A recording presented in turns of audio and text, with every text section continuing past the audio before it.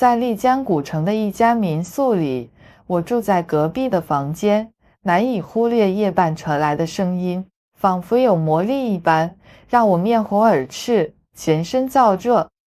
我是白露，一名已婚少妇。离婚冷静期的这一个夜，我选择独自来云南旅游，住在丽江古城。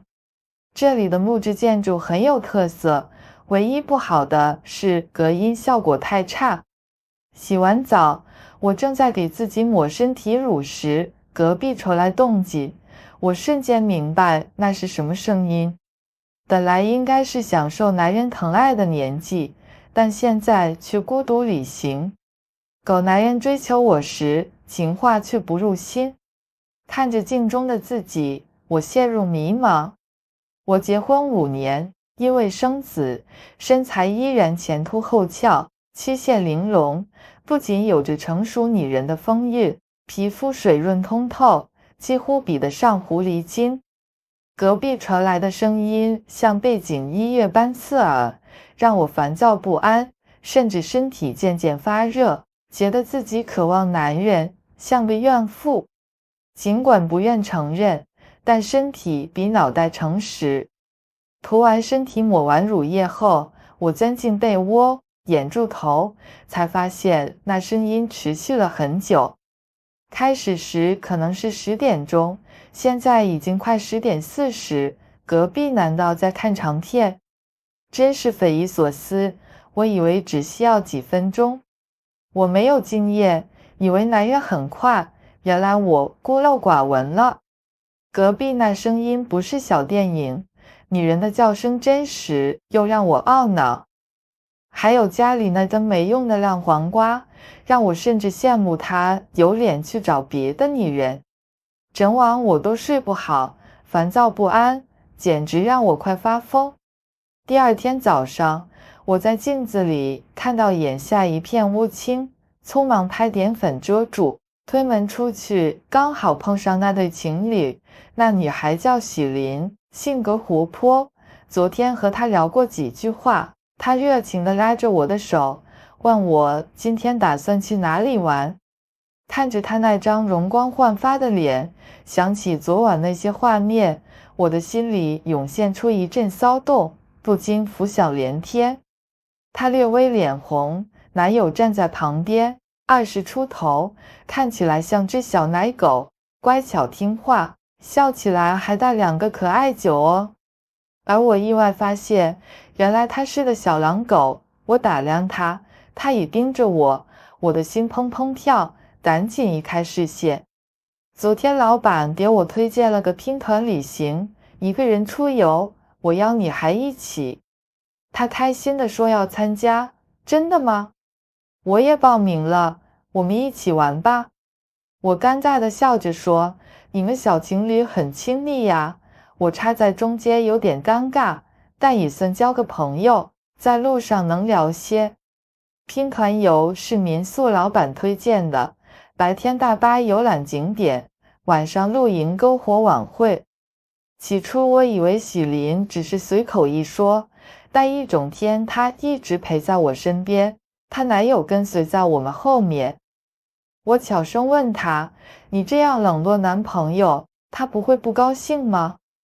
许琳神秘一笑，说她不介意，只要晚上好好陪他就行。我的脸红了，年轻人现在这么大胆，我们还不太熟呢。他拉着我的胳膊说，你也挺有勇气的，昨晚的事你不是听见了吗？我尴尬地看着许琳，眼神无奈。天啊，尴尬死了，这民宿隔音效果太差了。但是年轻姑娘这样害羞的表情真是惹人喜爱，解释无用，事情都发生了。坦白说，我真羡慕你，你知道为什么吗？有点不好意思，但是这个事情我得说了。姐，你老公怎么没跟你一起出来玩呢？我自嘲地笑了笑，说这次回去我就要和他离婚了，以后姐就得当单身贵族了。许琳点点头，她好像有点想问我八卦，但又不好意思开口。有些事情憋在心里，找个陌生人倾诉也挺不错的，反正大家聚几天就要散场了。于是，我满足了他的好奇心，将我老公做的不地道的事一股脑儿数落了出来，提醒他结婚要擦亮眼睛。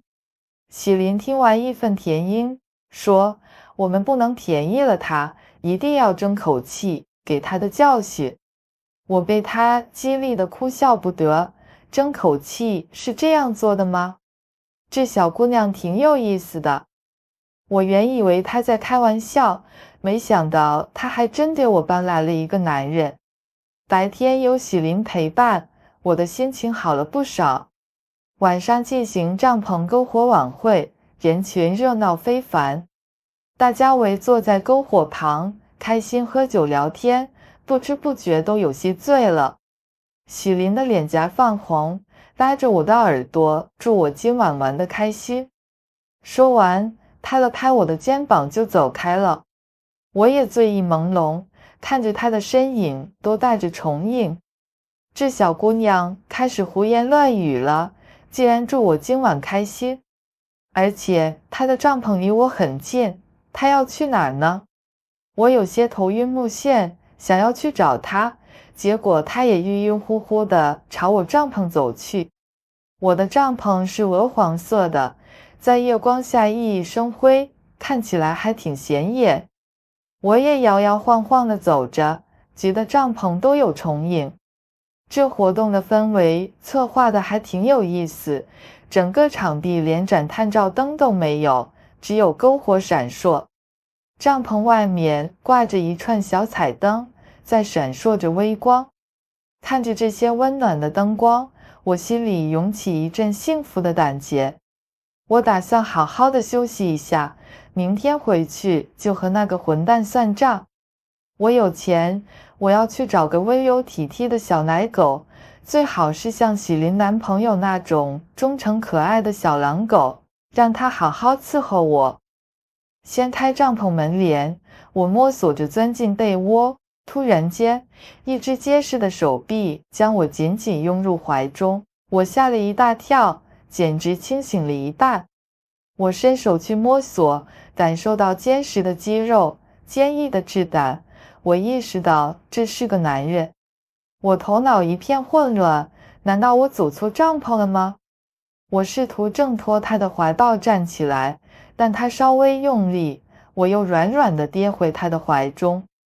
他轻声说：“姐姐，今晚我陪你。”牛郎？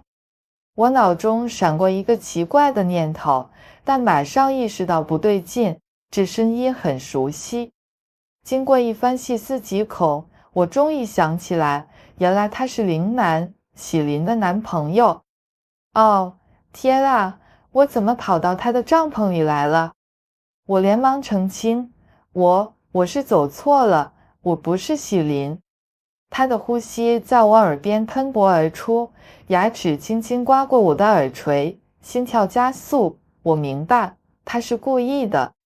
他坚持道：“我知道你是露露姐，喜林叫我来陪你的。”我震惊地发现，喜林居然放纵他这样做，我心中涌起一丝愤怒，用力推开他：“你放开我！你已经有女朋友了，还来勾三搭四。”他笑了笑：“喜林不是我女朋友，我们才认识几天，只是分享租间而已。”什么？这也太过分了！他的呼吸越发灼热，他低声说：“今晚是他吩咐我来照顾你的。昨晚你听见我们对话了，你满意吗？”我被他的话完全弄糊涂了。刚刚喜林拍了拍我的肩膀，祝我晚上玩得开心，我还有些懵懂地问他这句话是什么意思。而这时，面前的林南讽刺地说：“现在的年轻人玩的都是这样厉害，还抱怨我太不专心。”突然间，他在黑暗中咬了我一口，让我又酥又麻。我感受到他身体的热度，令我也变得燥热起来。他的双手伸进我的衣服，帐篷外传来脚步声，让我心头一阵刺激。身体各处都在发烫。他撩开我的裙摆，引起我惊恐，我连忙制止，提到我有老公。他却以魔鬼般的诱惑说那男人对我不好，我难道不想报复他吗？我的内心一片混乱，软弱的抵抗被击溃。我的大脑现在早已想不清楚，反而感受到一种报复老公的快感。为何他可以找女人，而我却不行？之前的困惑早已烟消云散。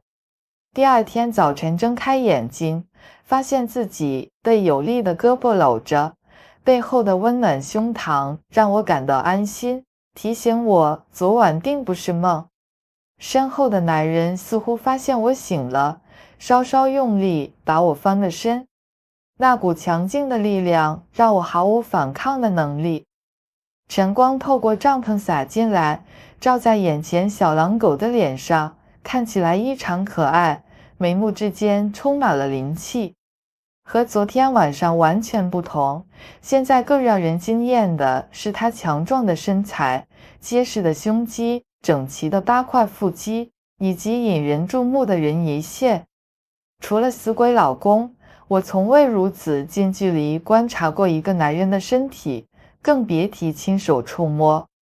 回想昨晚的激情，我不禁咽了口水，手不自觉地伸了上去，触感结实有力，令人心动。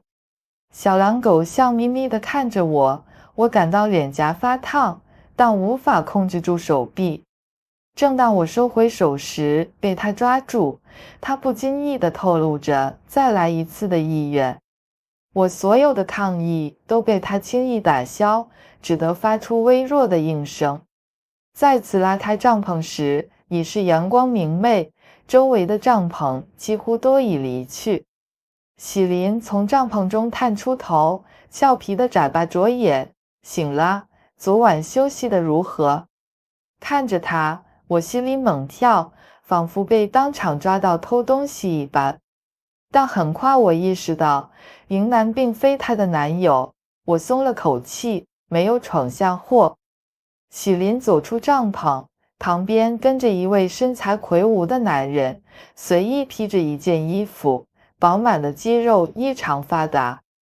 迎南属于那种穿起衣服显瘦，脱下则肌肉奔张的类型，而这个人个头真的高大结实，看起来有点像健身教练。我有点记得他，好像昨天也一起活动过。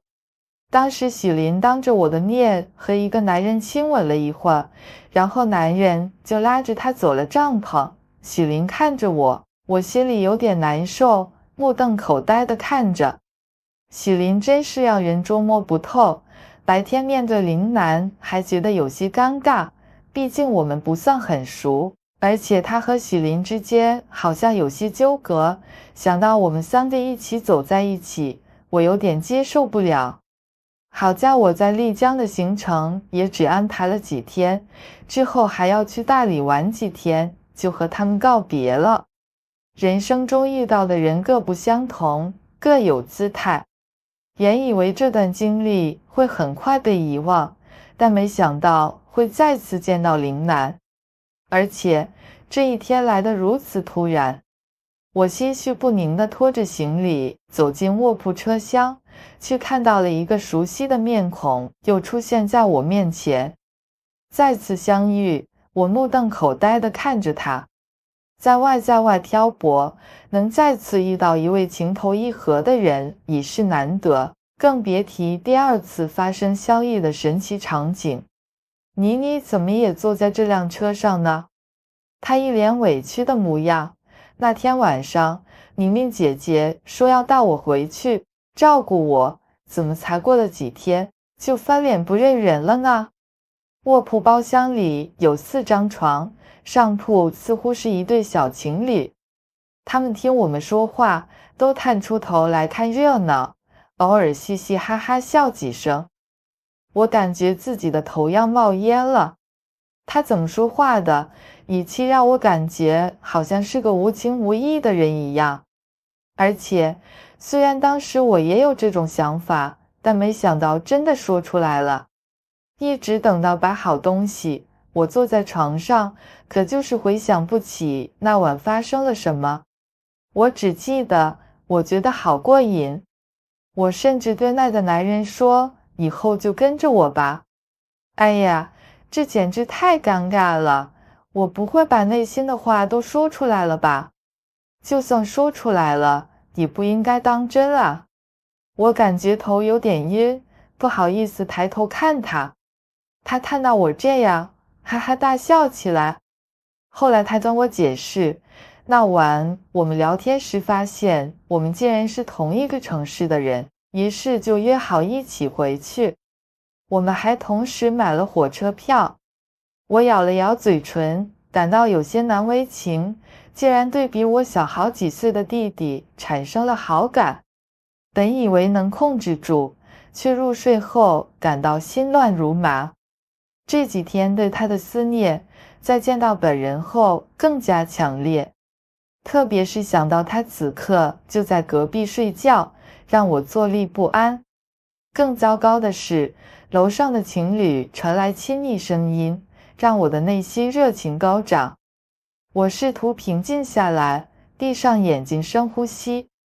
突然感觉一道阴影投下，睁开眼，看见了一个阳光帅气的脸庞放大在眼前，车窗外微弱的光线洒在他脸上，明暗交错，我不禁微微颤抖。吓了我一跳，他二话不说，直接钻进我的被窝，热气喷在我耳边。他说我们不能输给他们，在指的是上铺的情侣。但我不同意，在这里不行。房间有门，但随便一拉就开，而且乘务员经常经过。我是传统的女孩，上次在帐篷已经是极限了，当时是喝醉了。这次是在火车上，有很多人在，我不好意思放得太开。他吻我脸和胸前，在卧铺上就像在比赛。我因为紧张，攥紧床单的手逐渐松开，一夜无话。第二天，上铺男生的动静把我弄醒，我们到站了。他看到林楠给他竖了大拇指，让我很尴尬。男人之间的竞争意识真是奇怪。下车后，林楠送我回家，很贴心地帮忙搬行李。他晃晃手机说会再找我。我笑着点头，看着他离开。突然身后传来阴沉的声音，刚才那人是谁？你们为什么那么亲密？我知道是我老公，回头瞪他一眼，难道你看不出来吗？他是我新男友。他气得暴跳如雷，让我出去躺。我气愤地说，你还有资格发火？你自己不是去找狐狸精了吗？我看了外面那个男人，他的样子有点狰狞，手攥得紧紧的，额头青筋暴起，仿佛随时想扇我一巴掌。可惜他没那个胆量，只是提高了嗓门。男人和女人真有那么大区别吗？男人找女人天经地义，这我不否认，至于他的大男子主义嘛，就有点过了。他好像认为男人就是至高无上，还信奉三妻四妾。我本来打算离婚，但想想觉得还是算了，毕竟我还可以玩弄他一番。我对着他眨眨眼，调皮地说：“亲爱的，别生气。我突然发现我还有点舍不得你。”他的脸色稍微缓和了一点。我接着说：“离开你了，我还去来找乐子啊。你放心，你的位置不会有变化，但你独享我的身心也不太好吧？我给你多添点兄弟，大家一起伺候我，不好吗？”说完，我扭动着腰走进了房间，感觉真是爽啊。之前他对我左挤右挤，让我感到委屈，恨不得早点离开。现在局面开了，能够找新欢的同时给他难堪，我总算是赢回了场面。他想让我离婚，把位子让给别人，做梦吧。等我玩够了再说。休整几天后，林楠发了好几条消息给我，约我去看电影。除了刚和老公约会的时候，我好多年没去过电影院了呢。昏暗的电影院，无人注意的角落，有种久违的刺激感。林楠绝对不是让我只是看电影而已。上次在卧铺车厢的经历，让我发现我喜欢在人群中的感觉，大胆、狂野，被得胆刺激的全身颤抖。电影院竟然有了卧铺，让我感到很惊讶。大厅里摆放着台阶式的大床，配有枕头和毛毯。电影开始后，我享受到密闭空间环绕音响效果，感觉周围传来许多奇特声音。林楠却变得更热情。一场电影让我出了一层汗，眼颊泛红，热浪袭来，直到走出影院迎击的冷风让心跳平静下来。尽管这次结束了，我的心中却充满期待，想知道他下次会给我怎样的刺激。我觉得自己沉溺其中，无法自拔。之后的日子是我前所未有的快乐。过去，老公总是埋怨我像条咸鱼一样躺着，不变花样。现在我懂了，是他无能。林楠与老公不同，他的激情要我着迷。和林楠在一起，不只是那些事，我们也会像小情侣般出去吃饭、逛街。我觉得结婚这么多年，心情好像重新回到了激情的初恋时光。曾经失去的快乐再次浮现在我心头，这让我重新相信爱情。我们没有明说爱情的问题，也从未谈及他是否算是我的男朋友。他一味询问我何时与老公离婚。成年人之间的爱情，懂的人自然懂，有些事无需言明。我欢欣鼓舞，而老公开始着急。本已商定好财产分配，我却意外地迟疑了。他的女友生气不已，天天要他来找我，我却置之不理。只要我不同意，那私生子也别想生出来。情人节那天，老公和我大吵一架后气冲冲离去。我虽然口头说不在乎，心里却有些难受，毕竟那是我们的结婚纪念日。我感觉自己受虐似的，竟还记着这天，然后匆匆约会林楠。他送我一束廉价花，却让我心情大好。我手挽花，吸引众人注目。共进晚餐后，我们驾车穿行都市霓虹，在江边观赏烟花。车内，我们的灵魂再次交融。和他在一起，总带给我飞上云端的幸福。离婚吧，露露，这样我们才能名正言顺在一起。他的温柔让我陶醉，我有些迷失。他从未如此表态，我也不敢追问。这破坏了微妙的和谐，毕竟我们相遇只是因为身体相吸引。我依然贪恋他的身体，我害怕我提出的却被他拒绝，反而两败俱伤。但在这一瞬间，我的心软如泥，点了点头。老公这个词在我们之间早已失去了意义，我决定不再争夺这个位子，也毫无意义。我下定决心回去与他商谈离婚。我想要以单身身份公开和林楠在一起。他开车送我回家，路上发现林楠的摄影技术很好。有这么一个充满情趣的男友，让我感到快乐。很快，我们就到了我家楼下。我正准备把 WiFi 密码告诉给他，却发现他的手机自动连接上了我的家庭网络。心里一紧，我打开网络设置，发现他连接的是我的账号，而我从未告诉过他。脑海一片空白，抓不住重点。我对你是认真的，他深情地说着，眼神中闪烁着星星。我回过神，满脸笑容地把手机递给他。告别之后，我走进房间，看到老公坐在客厅沙发上。他看到我后冷哼一声，我心里更乱。我觉得他最近的态度似乎有所变化。他知道我不想离婚时曾气急败坏，但现在却显得沉稳有余，好像确信我会离开。我的第六感告诉我，他似乎有所隐瞒。我们已经住分开了，但今晚我抑制住不安情绪，去他的房间，平心静气地谈起我们过去的回忆。他没有驱逐我，只是摇了摇头，感情是不能勉强的。祝你和新男友幸福，我们好聚好散吧。哦，这不信男，我还是爱着他，这感觉怪怪的。之前因为被戴绿帽子的事，他心里可是憋屈得很。不过现在居然还能对我说祝福。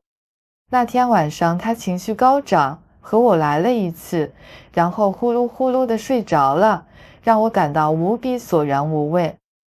我本想检查一下家里的手机，林楠的手机一直干干净净，从不担心我查看，但太过干净反而引起了我的怀疑。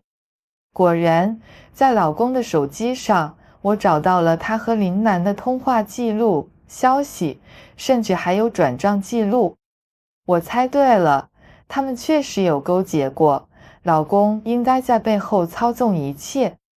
他们之间的联系估计就是老公给钱让林楠勾引我，条件是我早日离婚，这个月里就给10万，以后每个月减1万，他们还商量好了给我生个孩子，那样我就主动提出离婚，至于财产分割肯定要我让步。讨价还价时，老公甚至表示可以分给林楠一部分。